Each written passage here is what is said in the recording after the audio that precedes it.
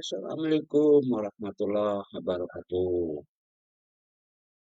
Apa kabar Bapak Ibu guru yang hebat? Gimana hari ini? Sehat-sehat kan? Hmm, Baiklah, Bapak Ibu guru yang hebat. Saya mencoba memaparkan tentang implementasi dari pelaksanaan kurikulum merdeka dengan topik di sini kurikulum merdeka dan subtopiknya sebagai berikut. Mengapa kurikulum perlu dirubah? Selanjutnya, apa itu kurikulum? Menurut Undang-Undang Nomor 20 Tahun 2003 tentang Sistem Pendidikan Nasional menyebutkan bahwa kurikulum adalah seperangkat rencana dan pengaturan mengenai tujuan, isi, dan bahan pelajaran serta cara yang digunakan sebagai pedoman penyelenggaraan kegiatan pembelajaran untuk mencapai tujuan pendidikan tertentu. Secara sederhana, kurikulum dapat dimaknai sebagai pedoman untuk melaksanakan proses pembelajaran mulai dari perencanaan sampai dengan hasil yang diharapkan. Selanjutnya, mengapa kurikulum perlu dirubah? Nah, di sini karena perkembangan zaman dan kebutuhan peserta didik menuntut kurikulum perlu diubah. Selanjutnya ada isu kekinian yang menuntut perubahan kurikulum. Ada 4. 1. Iklim global. Yang kedua, teknologi digital. Yang ketiga, industri multinasional. Dan yang keempat, transformasi budaya. Ini untuk bahan renungan. Di dalam dunia pendidikan selalu saja ada hal yang baru. Seorang pendidik harus selalu mengikuti perkembangan yang terjadi. Tentu di antaranya adalah dalam menghadapi anak-anak atau peserta didik akan juga berubah. Di era digitalisasi sekarang ini yang lebih mudah dalam mengakses berbagai informasi yang ada di sekitar kita atau hal-hal yang bisa dikatakan trending atau viral. Olehnya, kita harus dapat mengelola dan memanfaatkan fasilitas yang ada.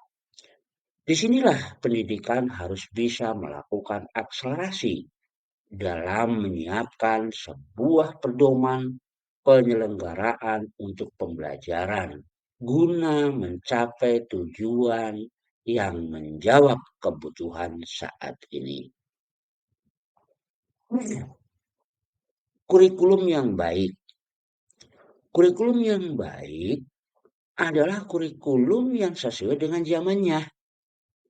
Karena kurikulum bersifat dinamis dan terus dikembangkan atau diadaptasi sesuai konteks dan karakteristik murid demi membangun kompetensi sesuai kebutuhan mereka kini dan masa depan. Nah, ini menurut Ki Hajar Dewantoro. Maksud pendidikan adalah menuntun segala kekuatan kodrat yang ada pada anak-anak agar mereka dapat mencapai keselamatan dan kebahagiaan yang setinggi-tingginya, baik sebagai manusia maupun sebagai anggota masyarakat. Demi menuntut kodrat murid-murid kita, maka pembelajaran termasuk kurikulum harus menyesuaikan kebutuhan mereka. Kita guru juga harus belajar terus untuk mengikuti perkembangan dan tren masa kini. Sejatinya kurikulum dirancang untuk siapa? Nah, Nah, kurikulum dirancang dan harus berpihak pada murid. Dapat dimaknai bahwa kurikulum itu sesungguhnya untuk peserta didik. Nah, agar dapat mewujudkan seluruh kompetensi yang diharapkan dari kurikulum, semua pihak harus berkolaborasi maksimal, baik guru, orang tua, pemerintah daerah, pemerintah pusat, dan semua yang bergerak di bidang pendidikan harus mengikuti perkembangan kebutuhan murid. Terus kesimpulannya, seiring dengan semakin pesatnya perkembangan zaman, agar dapat dijadikan sebagai pedoman untuk menuntun guru dan peserta didik sehingga kurikulum harus terus-menerus dapat menyesuaikan dengan kebutuhan peserta didik. Maka kurikulum perlu dirubah. Nah, sampai di sini Bapak Ibu. Mudah-mudahan Bapak Ibu paham dan mudah-mudahan apa yang saya sampaikan ya, bermanfaat. Ada pantun nih. Tuan Malik berbaju putih. Baju putih dipakai belusukan. Memberikan umpan balik diucapkan terima kasih.